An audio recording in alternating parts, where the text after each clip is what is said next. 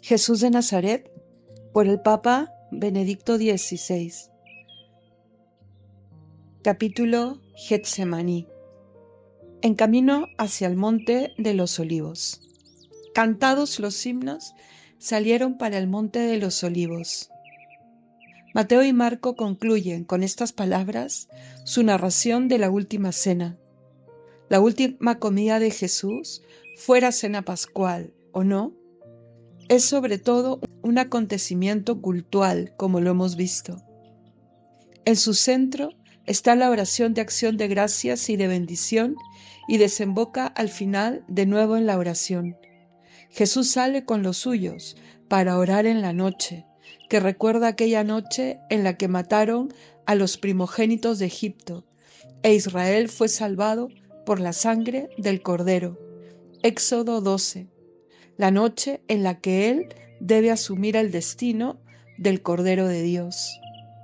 Se supone que Jesús, en el contexto de la Pascua, que había celebrado a su propio modo, haya cantado quizá alguno de los salmos del Jalel, en los cuales se da gracias a Dios por la liberación de Israel de Egipto, pero en los que se habla también de la piedra que desecharon los arquitectos, convertida ahora prodigiosamente en piedra angular. En estos salmos la historia pasada se convierte siempre en momento presente.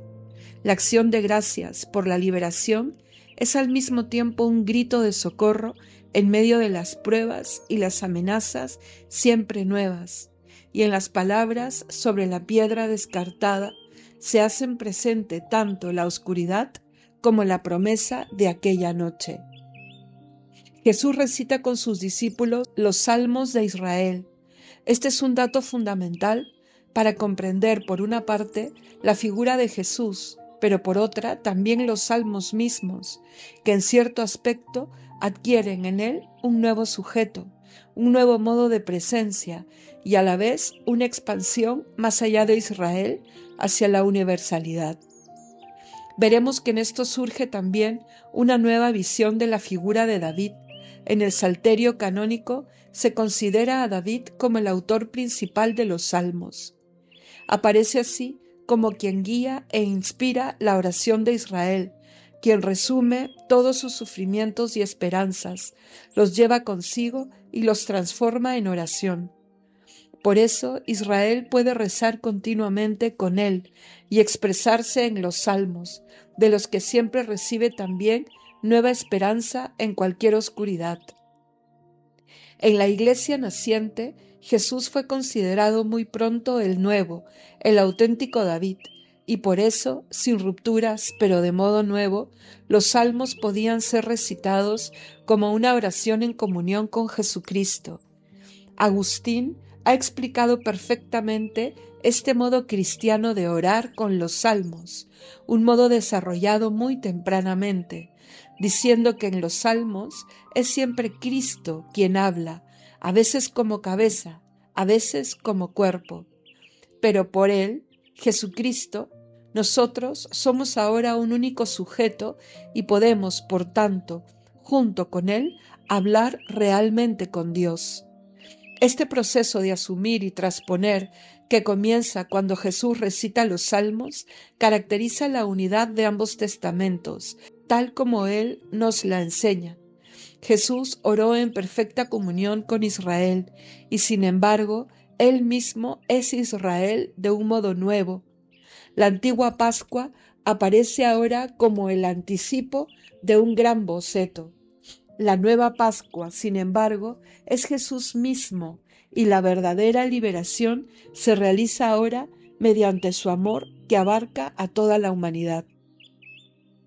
Esta compenetración entre fidelidad del Antiguo Testamento y novedad que hemos podido ver en la figura de Jesús a lo largo de todos los capítulos de este libro se mantiene también en otro detalle del relato del Monte de los Olivos.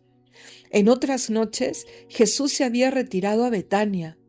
En esta, que celebra como su noche de Pascua, sigue la prescripción de no salir del territorio de la ciudad de Jerusalén, cuyos confines habían sido ampliados para aquella ocasión con el fin de dar la posibilidad a todos los peregrinos de ser fieles a esta ley.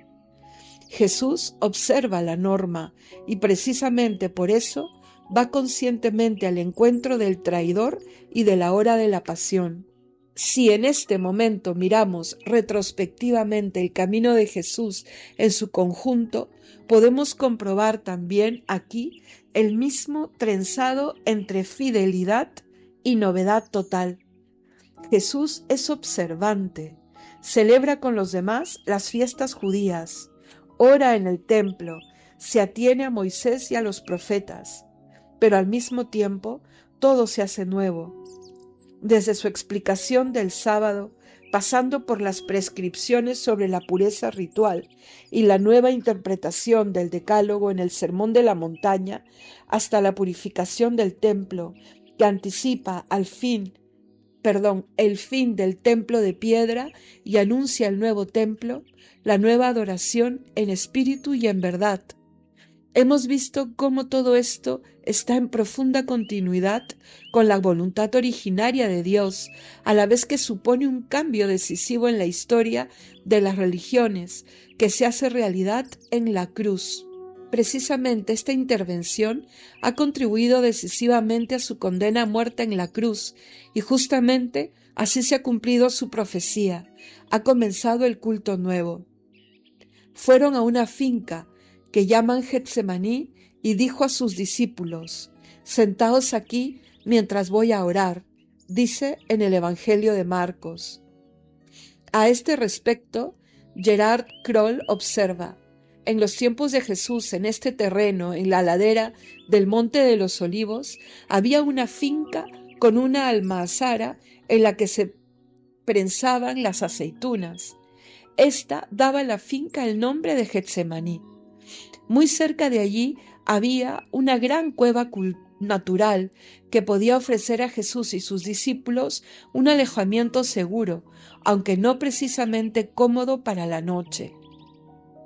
Ya a finales del siglo IV, la peregrina Eteria encontró aquí una iglesia magnífica, que en los tiempos turbulentos que sobrevivieron después quedó en estado ruinoso, pero que fue redescubierta en el siglo XX por los franciscanos.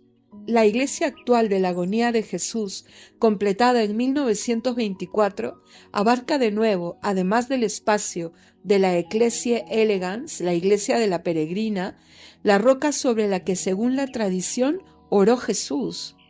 Este es uno de los lugares más venerados del cristianismo. Ciertamente los árboles no se remontan a la época de Jesús. Durante el asedio de Jerusalén, Tito hizo talar todos los árboles en los vastos alrededores de la ciudad. El Monte de los Olivos, sin embargo, es el mismo de entonces. Quien se detiene en él se encuentra aquí ante un dramático punto culminante del misterio de nuestro Redentor. Jesús ha experimentado aquí la última soledad, toda la tribulación del ser hombre. Aquí el abismo del pecado y del mal le ha llegado hasta el fondo del alma. Aquí se estremeció ante la muerte inminente. Aquí le besó el traidor. Aquí todos los discípulos le abandonaron. Aquí Él ha luchado también por mí. San Juan recoge todas estas experiencias y da una interpretación teológica del lugar diciendo: fueron al otro lado del torrente Cedrón, donde había un huerto. La misma palabra clave retorna de nuevo al final del relato de la pasión. Había un huerto en el sitio donde lo crucificaron, y en el huerto un sepulcro nuevo, donde nadie había sido enterrado todavía. Es evidente que con la palabra huerto, San Juan alude a la narración del paraíso y del pecado original. Nos quiere decir que aquí se retoma aquella historia. En aquel huerto, en el jardín del Edén, se produce una traición, pero el huerto es también el lugar de la resurrección. En efecto, en el huerto, Jesús ha aceptado hasta el fondo la voluntad del Padre, la ha hecho suya y así ha dado un vuelco a la historia. Después de la oración habitual de los salmos, todavía un camino hacia el lugar del reposo, Jesús hace 3 profecías. Se aplica a sí mismo la profecía de Zacarías cuando dijo que se heriría al pastor y que consiguientemente se dispersarían las ovejas. Zacarías 13:7. Zacarías había aludido en una misteriosa visión a un Mesías que sufre la muerte y por tanto a una nueva dispersión de Israel. Solo esperaba la salvación de Dios a través de estas tribulaciones extremas. Jesús da una forma concreta a esta visión, en sí misma sombría y dirigida hacia un futuro desconocido. Si se hiere al pastor. Jesús mismo es el pastor de Israel, pastor de la humanidad, y toma sobre sí la injusticia, la carga destructiva de la culpa, se deja golpear, se pone de parte de los vencidos de la historia. Ahora, en esta hora, eso significa también que la comunidad de los discípulos se dispersa, que esta nueva familia incipiente de Dios se disgrega antes incluso de haber comenzado a establecerse verdaderamente. El pastor da la vida por las ovejas. Juan 10:11. Estas palabras de Jesús, basándose en el profeta Zacarías, aparecen bajo una nueva luz. Ha llegado el momento en que se cumplen. Sin embargo, a la profecía de adversidad sigue inmediatamente la promesa de salvación. Pero cuando resucite, dice, iré delante de vosotros a Galilea. Ir delante es una expresión típica en el lenguaje de los pastores. Jesús, pasando a través de la muerte, vivirá de nuevo, y como el resucitado, es plenamente ese pastor que en la travesía de la muerte guía por el camino de la vida. Ambas dimensiones forman parte del buen pastor, dar la propia vida e ir por delante. Más aún, el dar la vida es ya un preceder. Él guía precisamente por este dar la vida. Justamente mediante este dar, Él abre la puerta hacia la inmensidad de la realidad. A través de la dispersión se produce la reunión definitiva de las ovejas. Al comienzo de la noche, en el Monte de los Olivos, aparece la palabra sombría del golpear y del dispersar, pero también la promesa del que precisamente así Jesús se manifestará como el verdadero pastor, reunirá a los dispersos y los guiará hacia Dios, introduciéndolos en la vida. La tercera profecía es una ulterior modificación de las conversaciones con Pedro en la última cena. Pedro no se fija en la profecía de la resurrección, percibe solo el anuncio de muerte y dispersión, y esto le ofrece la oportunidad de ostentar su valor inquebrantable y su fidelidad radical a Jesús. Al ser contrario a la cruz, no puede entender la palabra resurrección, y quisiera, como ya en Cesarea de Filipo, el éxito de Jesús sin la cruz. Él confía en sus propias fuerzas. ¿Quién puede negar que su actitud refleja la tentación constante de los cristianos e incluso también de la Iglesia de llegar al éxito sin la cruz? Por eso se le ha de anunciar su debilidad, su triple negación. Nadie es por sí mismo tan fuerte como para recorrer hasta el final el camino de la salvación. Todos han pecado, todos necesitan la misericordia del Señor, el amor del crucificado. Romanos 3:23.